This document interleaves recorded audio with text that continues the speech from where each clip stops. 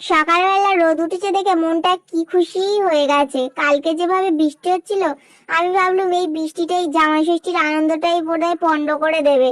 যাকে কালকে একটা পোস্ট করেছিলাম যে জামাইরা এই বৃষ্টিতে কি করে আসবে, ও মা গো, সব দেখি না লিখেছে জামাইয়ের বউগুলো। বলে তুফান হয়ে গেলেও জামাইরা ছুটবে শ্বশুর বাড়ি জামাই ষষ্ঠী খেতে। বাপ রে বাপ, তার মানে কত অভিজ্ঞতা ওদের নিজেদের বরদের নিয়ে। তো আমার বাড়িতেও আজকে জামাই আসবে, ওই জন্য সকাল সকাল চান টান করে রেডি হয়ে গিয়ে কাজে হাত লাগিয়ে নিলুম। আমার মা তো একা পারবে না এত কিছু। আর এদিকে লালিও রেডি হয়ে জামাই ষষ্ঠী করতে চলে গেল ওর বাবা মার সাথে। সকালের টিফিন কমপ্লিট, এই যে ভাজাভুজি করেছি দুপুরে খাওয়ার জন্য, ওর সাথেই পরোটাটা খেয়ে নিলাম।